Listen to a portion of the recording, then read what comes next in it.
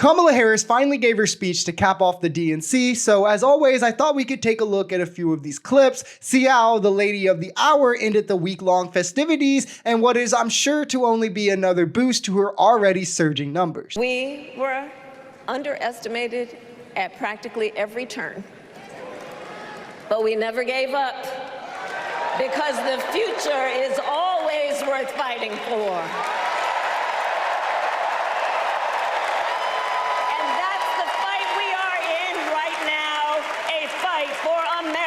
Future. This is spot on, and I think a perfect way to frame the election that we are in, not only with the hate and divisiveness that will 100% be normalized in American politics if Trump is allowed to win, but the lies as well, constantly bashing and personally attacking the other side, villainizing them. It's a long way from the days when John McCain defended Obama, but mix that with the stripping away of rights, women's reproductive rights, rights to asylum, trans rights to healthcare. These are fundamental freedoms that were long fought for, and I'll be damned if we're just going to roll over and give them up. We are not going back to when Donald Trump tried to cut Social Security and Medicare. We are not going back to when he tried to get rid of the Affordable Care Act, when insurance companies could deny people with pre-existing conditions.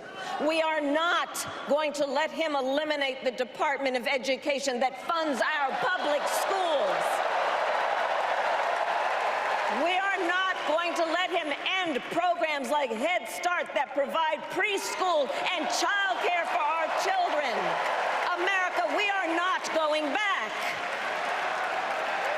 The whole "we're not going back" tagline might be the most effective one to come out of the campaign because most people in America don't want to go back. The ACA helped millions of Americans. Most people don't want to go back to the wild west of insurance that was before it. Most people rely on public schools and don't want to do away with them. They don't have the money to foot the bill if they didn't have that, right? Most people see no problem with Head Start, with WIC, with food stamps, with tax dollars going to feeding kids at school because most people are not inherently selfish in the way that MAGA and Trump is. And again, they don't have the money to foot the difference of the world without these things. But that's what Trump wants to do because he can't relate to those who don't have enough money. He's never had to be in the grocery store and put some things back from his cart because he couldn't afford it. He was born a millionaire and became a billionaire. That is who he fights for. And it's pretty clear. He wants to keep taking us back, keep eroding away from social safety nets. And Harris wants to expand them to help the middle class. And most importantly, to keep America moving forward. With respect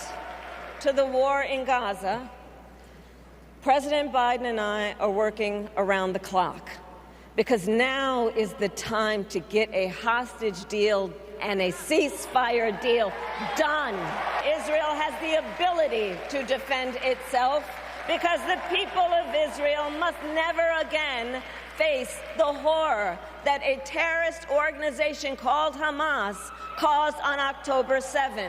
The hostages are released, the suffering in Gaza ends, and the Palestinian people can realize their right to dignity, security, freedom, and self-determination. Okay, so of course it's my channel. We have to talk about what she said about Palestine. Yeah, I'm pretty underwhelmed as a whole from the response from not just her, but the DNC, as the convention refused to let a Palestinian voice or someone from the uncommitted movement come on stage to talk about what's been happening in Gaza. They let Republicans on each and every day of the convention, but decided not to allowing a Palestinian voice, which is a huge miss in my opinion politically, but also rather unjust. Now, I am glad that Harris is still calling for a ceasefire. I'm glad that she's saying things like she wants Palestinian self-determination, but the tone she uses when she talks about this conflict is just bad, especially when you juxtapose it to how she talks about an issue like Ukraine, where she's like, I will stand with Ukraine unequivocally because they were invaded.